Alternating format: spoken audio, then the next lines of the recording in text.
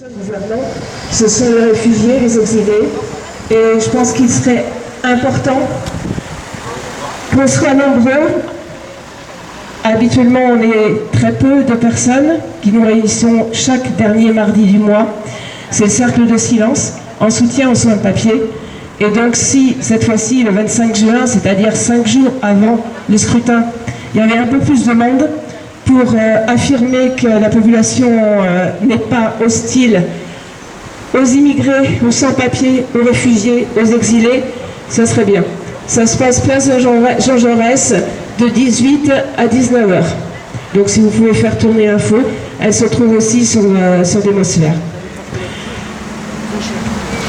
Et puis le mercredi 26 juin, on revient sur la Palestine, on l'avait annoncé la dernière fois, donc 20h30 au Régent, Une mémoire contre l'oubli, un film de Marie Géniès, avec un intervenant dans la salle. Donc je répète, premier rendez-vous samedi, heure à préciser pour la manifestation contre l'extrême droite, manifestation initiée par l'intersyndicale. Vous allez sur Démosphère ou sur le Café des Vallées, vous aurez l'heure exacte. Donc je referai un entracte tout à l'heure s'il y a des gens en plus pour refaire l'annonce. Est-ce que quelqu'un déjà veut prendre la parole dès maintenant?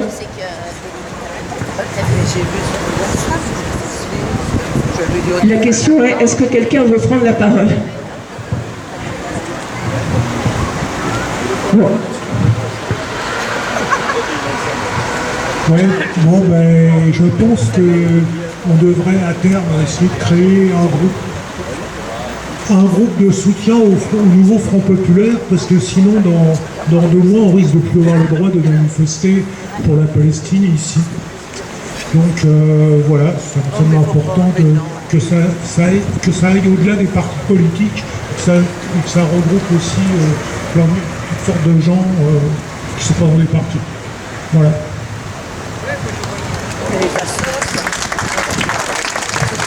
Donc soyons là, quels que soient nos partis, quels que soient nos organes, quels que soient nos assos, quels que soient nos rien du tout, soyons là samedi, déjà, pour commencer, et soyons là tout le temps. Retour à Gaza et en Palestine où ça ne s'arrange pas. Vous avez suivi la libération des 4 otages israéliens qui se sont accompagnés apparemment de la mort de 3 autres otages israéliens tués par les Israéliens, et puis la mort de 280 Palestiniens. À ce sujet, je voulais lire le communiqué de l'UJFP.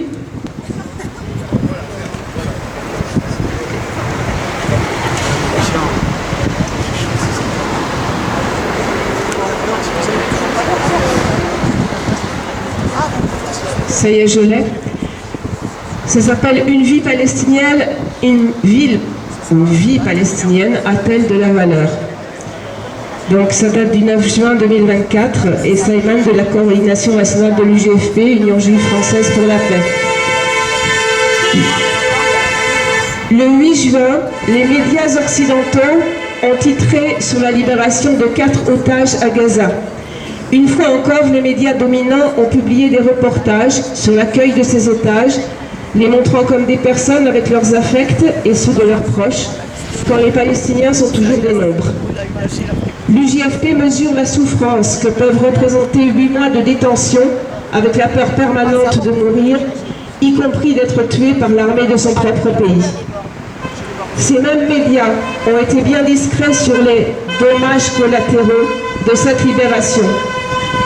L'armée a investi la zone surpeuplée du camp de Nuseirat en tirant sur tout ce qui bougeait.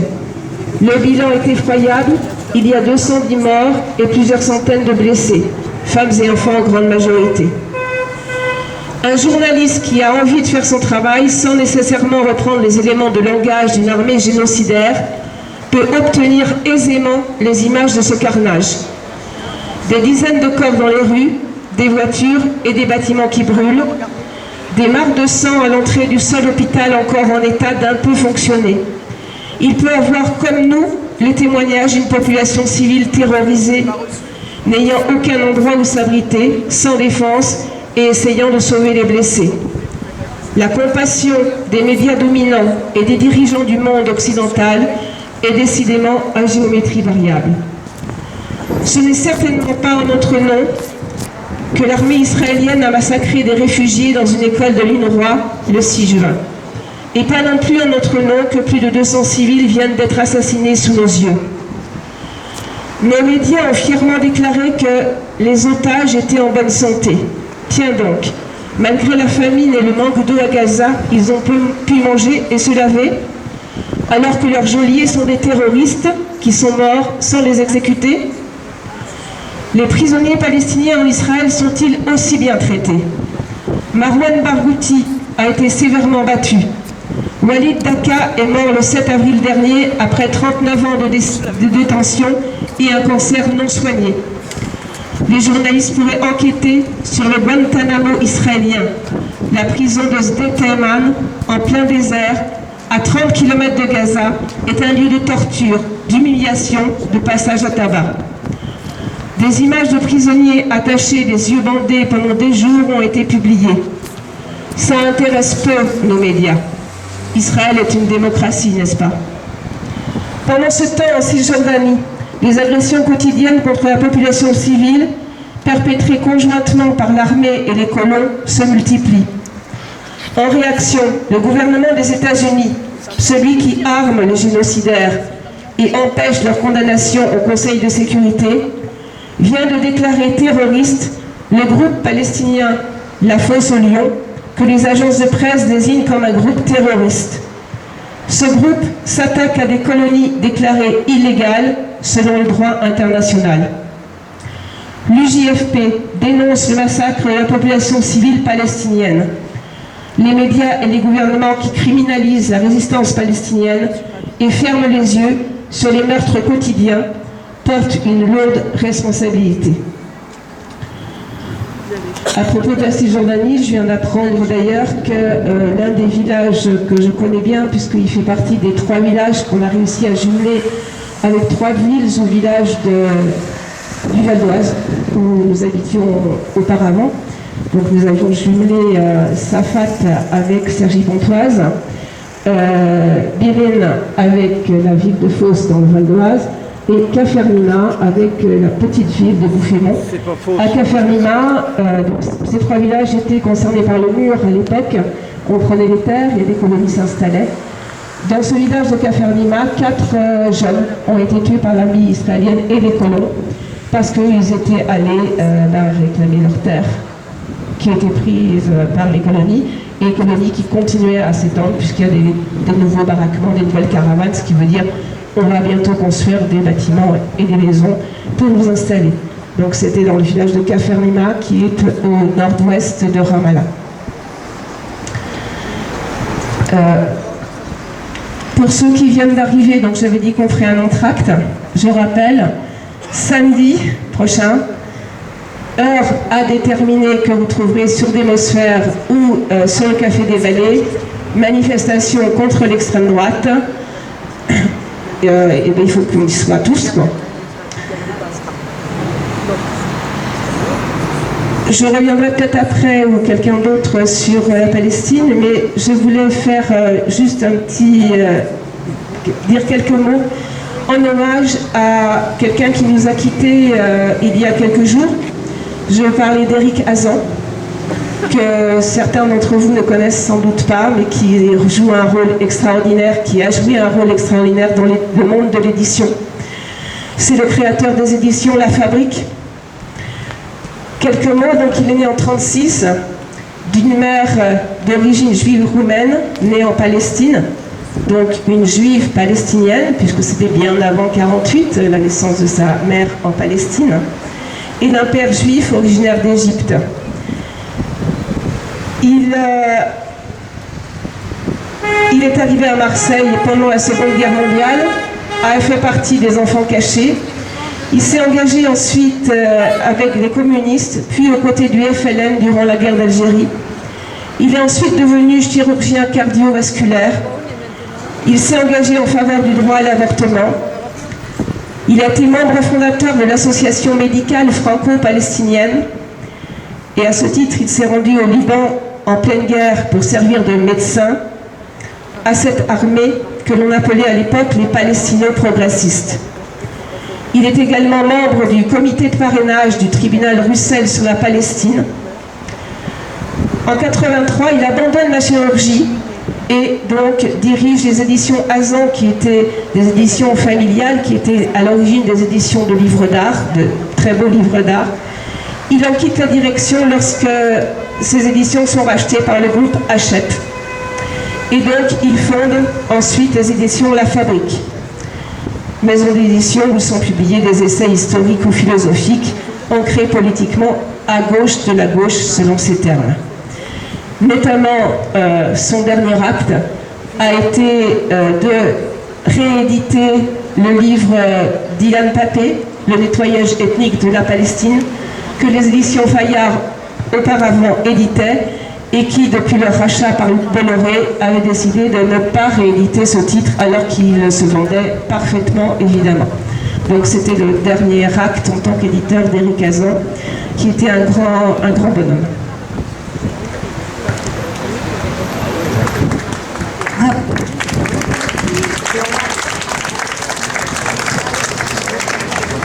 Après la description de tous ces massacres, je voulais donner un cas particulier.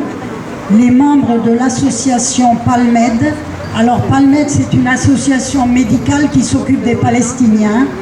Ont l'immense tristesse de vous faire part du décès de Mohamed Zaloum, secrétaire du bureau Palmed à Gaza, de son père, de sa mère, de ses sœurs et d'un grand nombre de ses proches. Ce drame est survenu ce matin au domicile familial lors d'un bombardement israélien.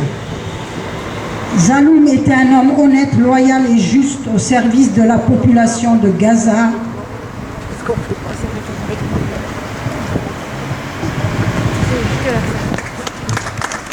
Merci Luna.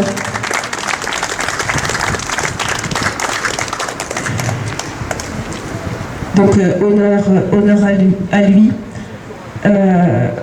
On vous a parlé souvent de ce qui se passait grâce aux dons de l'UJFP, et notamment grâce à Marcel.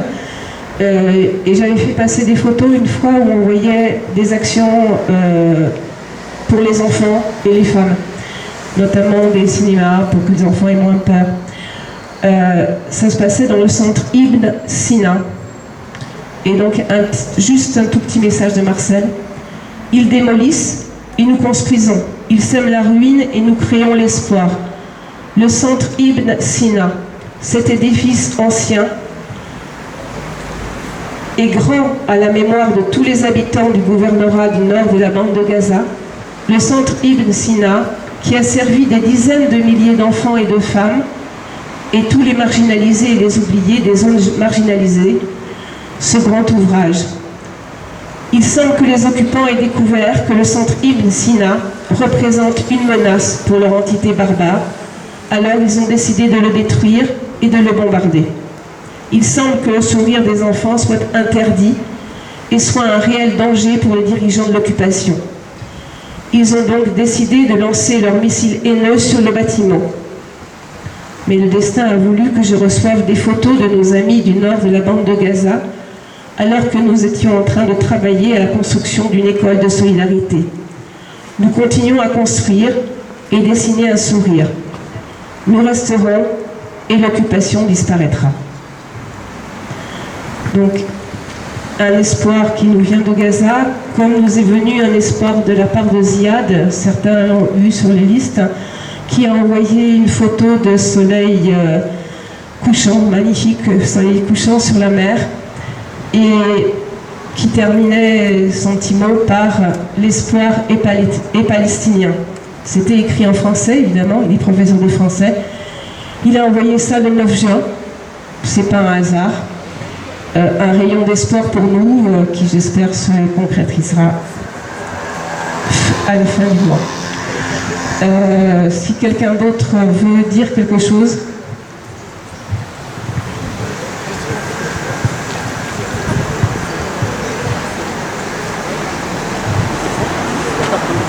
Donc je vous rappelle, et après on pourra peut-être discuter les uns avec les autres, je vous rappelle, samedi, soyons tous au rendez-vous à la manifestation. Ça partira sans doute de Jean Jaurès, mais je n'en suis pas sûre. Les organisations syndicales nous diront ça, mais sur Démosphère, ça sera indiqué. Donc, manifestation contre l'extrême droite samedi, soyons-y tous, et autant que faire se peut, soyons le plus nombreux possible à ceux qui, je l'espère, ne sera pas le dernier cercle de silence en soutien avec les sans-papiers. Place Jean Jaurès, mardi 25 à 18h.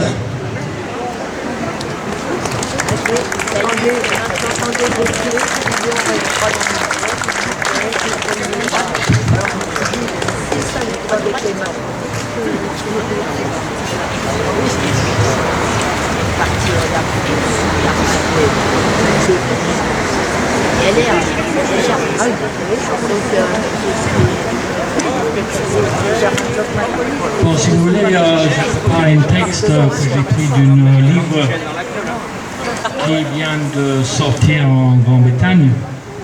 C'est une édition avec plein d'écrivains. J'ai juste pris un article dedans et je fais un petit précis. Bon, pas trop petit, mais c'était sur le sujet de Europe et le président. Et cet article c'était fait par une élue du Parlement européen qui s'appelle Claire Daly de Irlande, qui malheureusement vient d'être désélue, je ne sais pas si c'est le mot. Bon. S'appelle Les péchés de commission. Comment l'Europe a été poussée à soutenir les crimes de guerre d'Israël à Gaza, par Claire Daly.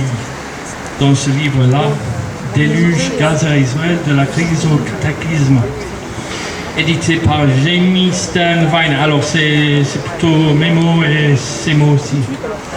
Ursula von der Leyen a déclaré le matin du 7 octobre que l'attaque de Hamas était une attaque terroriste ignoble et qu'Israël avait le droit de s'en défendre.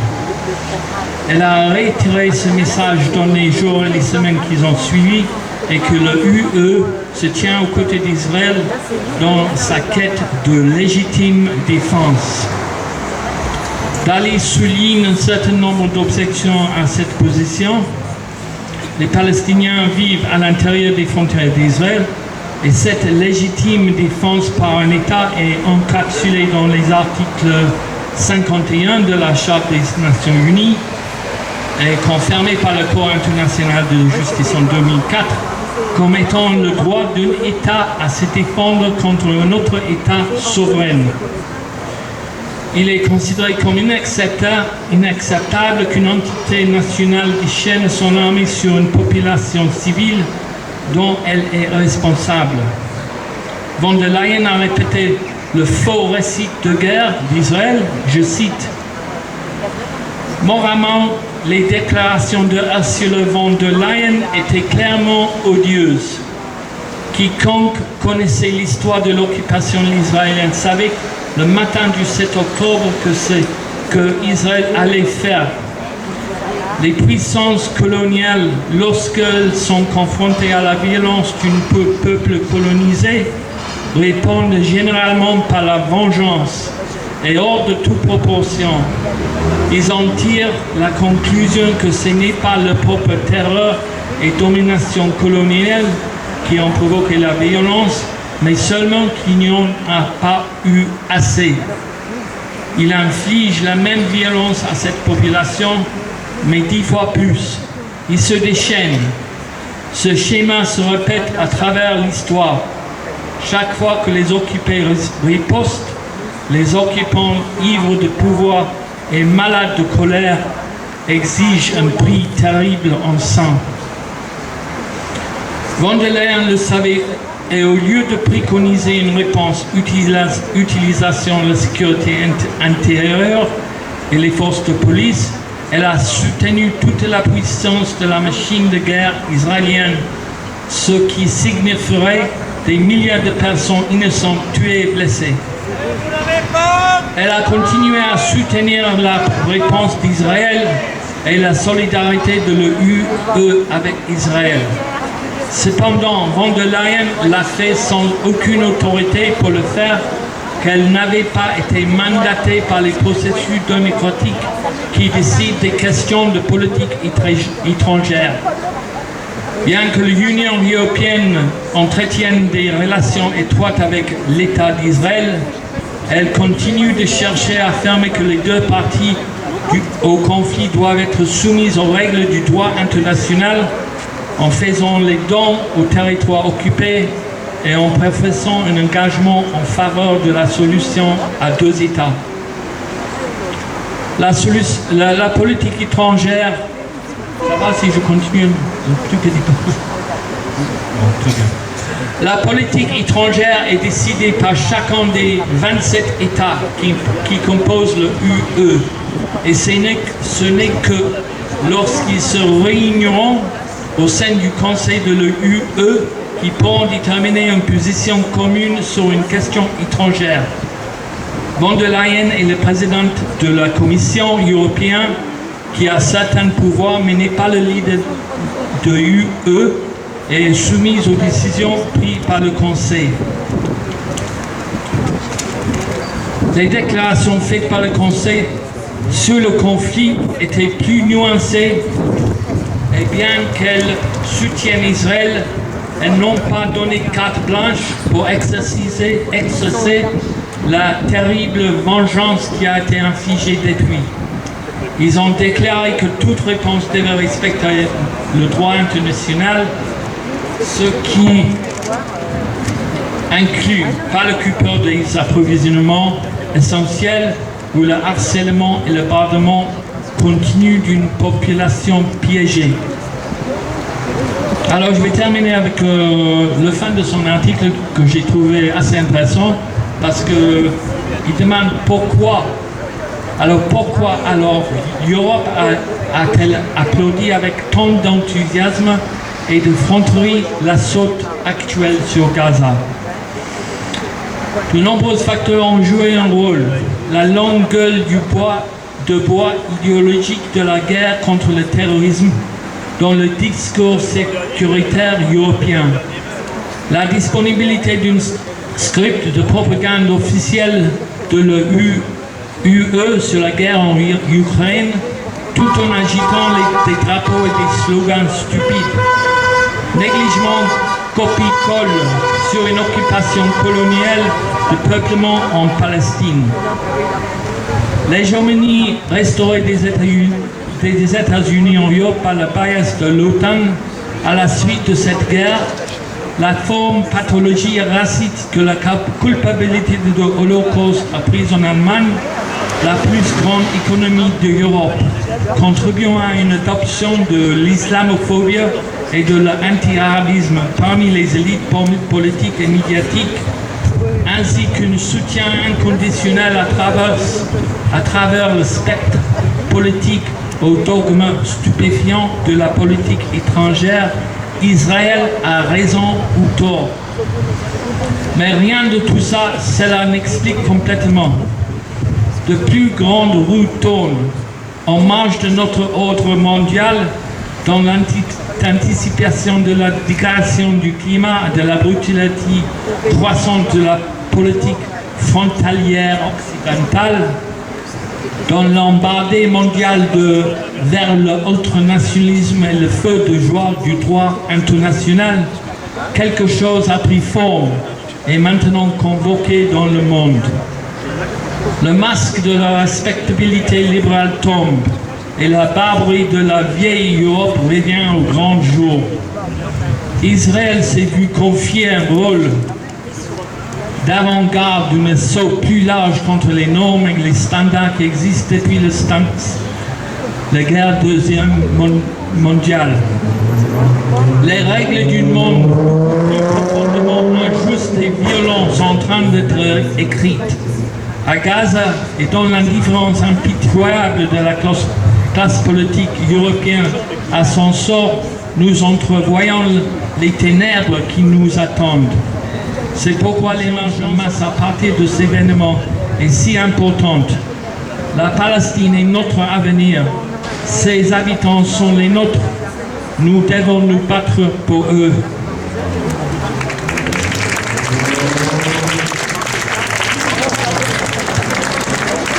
Merci, Président.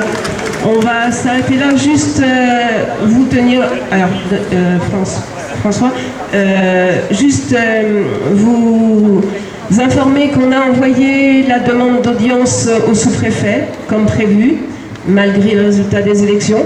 On s'adresse à notre chef de gouvernement qui n'a pas jugé bon, lui, de démissionner. Donc, on peut toujours demander, par l'intermédiaire du sous-préfet, à s'adresser à notre président de la République en ce qui concerne la Palestine. Moi, je rappellerai juste un petit truc, c'est que dans un mois, on risque d'avoir le cousin de Netanyahou comme chef de gouvernement ici. Et il faut se réunir et agir le plus possible pour étendre la mobilisation au-delà des urnes dans la rue. Et donc, à samedi, tous et toutes, et plus encore.